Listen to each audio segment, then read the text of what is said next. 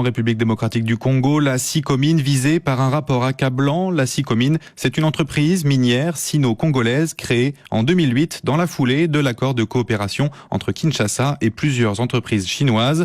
Selon ce rapport, produit par l'Initiative pour la transparence des industries extractives, l'ITI, les autorités congolaises ont été lésées par des contrats d'exploitation minière à hauteur de plusieurs milliards de dollars, ce qui constitue, je cite, un préjudice sans précédent dans l'histoire du Congo. Sonia Rollet.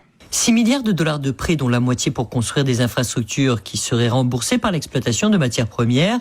C'est la promesse de ce que l'on appelle la Convention sino-congolaise à l'origine de la création de la Sicomine. Mais à en croire ce rapport encore provisoire de l'ITIE, cet accord était défavorable à plus d'un titre pour la partie congolaise. D'abord au niveau du capital, alors que la RDC apporte l'essentiel des actifs de cette joint venture sous forme de gisements miniers. Elle n'a que 32% de part sociale.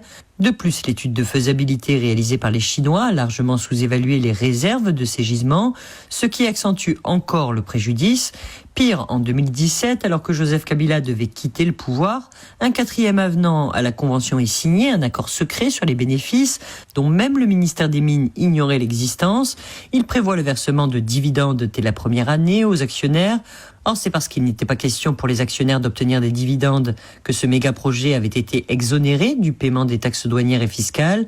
Autre scandale révélé par ce rapport, sur les 3 milliards prévus pour les infrastructures, moins d'1 milliard a été réellement décaissé par la partie chinoise et de nombreux projets qui avaient été identifiés comme prioritaires n'ont jamais été réalisés.